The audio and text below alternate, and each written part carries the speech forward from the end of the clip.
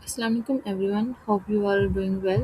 आज हम डिस्कस करेंगे CS 625 assignment number 1 solution spring 2026, जिसकी क्वेश्चन फाइल मेरे पास आ गई है। If you will want to our unique solution you will contact on our WhatsApp number.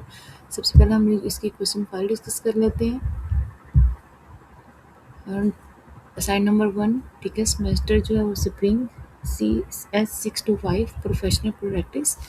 Total marks इसके 20 है। ड्यू डेट 30 अप्रैल 2026 है। यहाँ पे कुछ ऑब्जेक्टिव्स इंस्ट्रक्शंस अपलोड की गई हैं जिनको फॉलो करके हम लोगों ने इसके सोल्यूशन को प्रिपेयर करना है। ठीक है, सिलेबस जो है वो 3 वीक्स का है।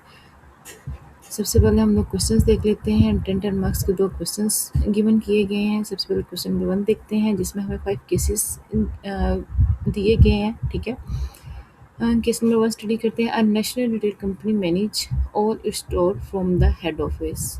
ठीक है, एक कोई नेशनल रिटेल कंपनी है जो कि हेड ऑफिस के तमाम स्टोर्स को मेंटेन करती है। The head office decides what product will be sold, set prices and plans promotional campaign. Store managers are not allowed to make any changes and must follow all instructions exactly. Case number 2. A restaurant chain operates in different cities. Each branch manager is allowed to adjust the menu according to local taste, set discount, and manage daily operation independently, while the head office only provides general guidelines. Okay, next case number 3.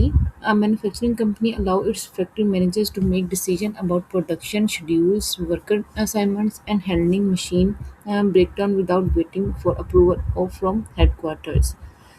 Case number 4. In a bank, all important decisions such as loan approval, internet interest rate, and policies are made at the head office. Branch managers only collect documents and send them to for approval. Okay, next case number 5. An IT company give it project team the authority to decide how to complete tasks, and choose tool, and solve technical problems. Management only set overall goals and deadlines, allowing team to make their own decisions. तो ये 5 cases दिए गए हैं, जिसमें एक national tell company है जो head office के तमाम स्टोर्स को मेंटेन करती है, उसकी सारी पॉलिसीज़ को इंस्ट्रक्शंस को मेंटेन कर रही है। ठीक है, स्टोर मैनेजर्स को अलाउ नहीं है कि वो किसी भी किस्म की चेंजेस करे। जैसे केस नंबर 2 है, उसमें एक रेस्टोरेंट यानी कि जो chain according to chain open हुए होते हैं डिफरेंट सिटीज़ में। ठीक है, वहाँ पे जो मैनेजर है उसको अलाउ किया गया है कि वो local taste, discount, different deals जो दी जाती हैं, ठीक है, उन डेली बेसिस पे जो ऑपरेशंस होते हैं independently, world head office only provide general guidelines. ठीक है, सारा किस पे बेस कर रहा है? मैनेजर पे बेस कर रहा है।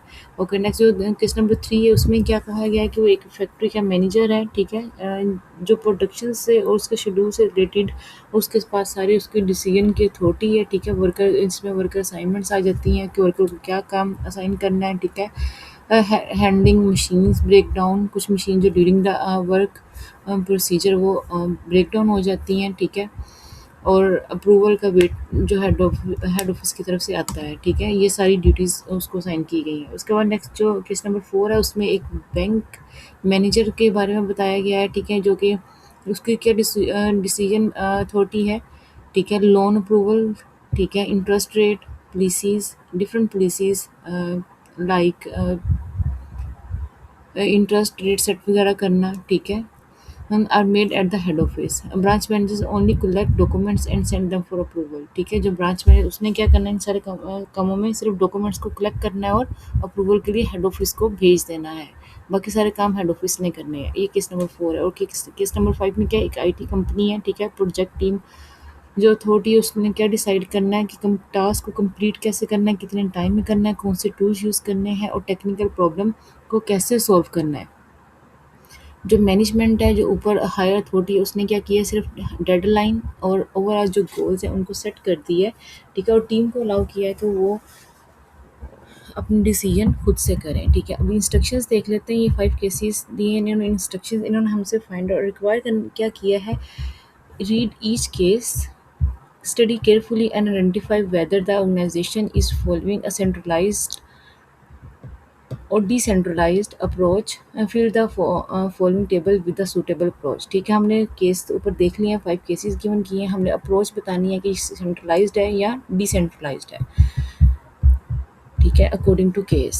ओके, नेक्स्ट क्वेश्चन नंबर 2, ये भी 10 मार्क्स का है। इसमें भी हमें 5 सिनेरियो गिवन किए गए हैं। ठीक है, इसमें भी हम लोगों ने मैनेजर के पर इंस्ट्रक्शंस की रीड आउट कर लेते हैं।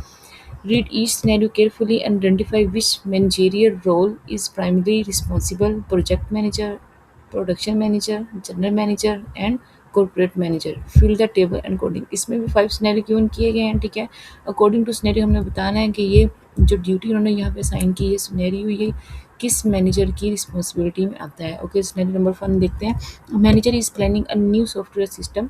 He creates timeline, assign tasks, track progress using a chart, and ensure the project is completed on time and within budget while maintaining quality. Okay, next है नंबर 2। ठीक है, इसमें भी एक मैनेजर है जो क्या कर रहा है, कंपनी के डिपार्टमेंट को मेंटेन कर रहा है। उसमें क्या क्या इंक्लूड है, एचआर डिपार्टमेंट, फाइनेंस, ऑपरेशंस। ठीक है, ensures and entries organisation run smoothly and meet its objective. कि ओवरऑल सारे उसके जितने डिपार्टमेंट सबको देख रहा है कि ऑर्गेनाइजेशन जो वो स्मूथली रन करे और अपने ऑब्जेक्टिव और गोल्स को फुलफिल कर सके। ओके, नेक्स्ट क्वेश्चन नंबर 3 देखते हैं।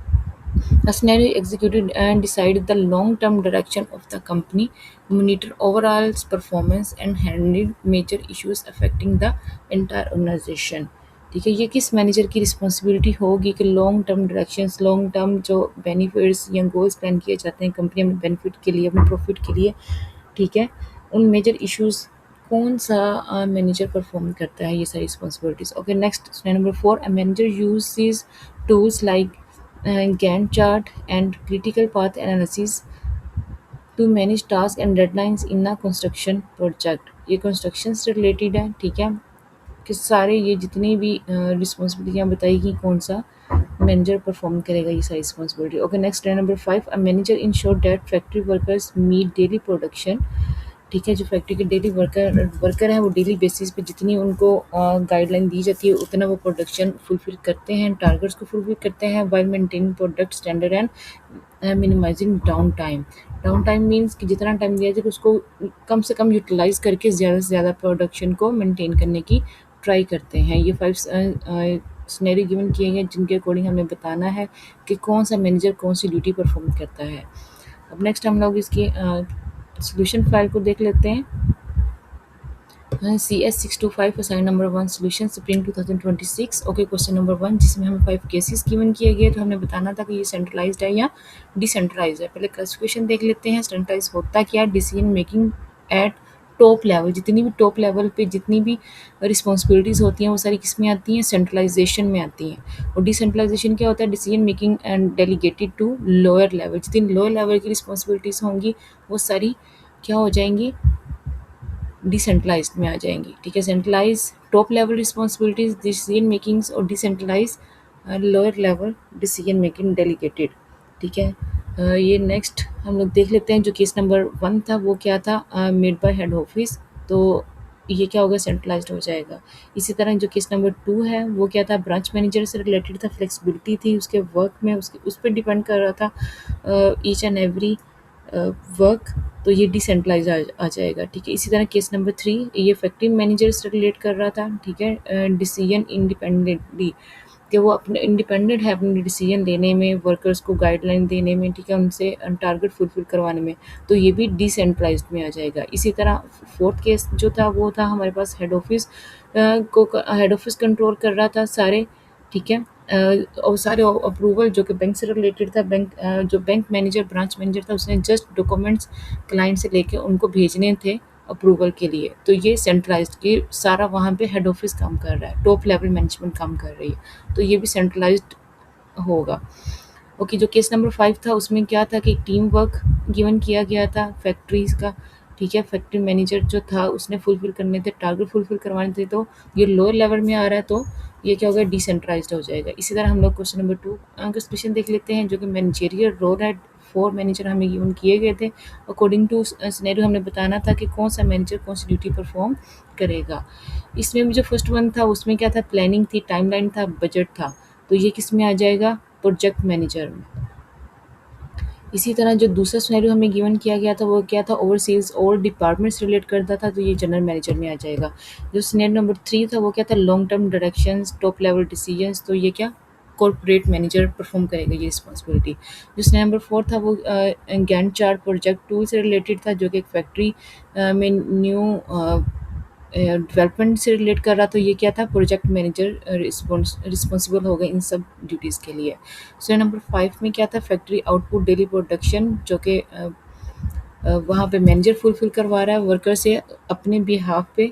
ठीक है, वो ये किस में आएगा, प्रोडक्शन मैनेजर में आ जाएगा। ये थी हमारे पास solution file. If you people want to our unique solution, you will contact on our WhatsApp number. Thank you, अल्लाह हाफिज़ फॉर वॉचिंग।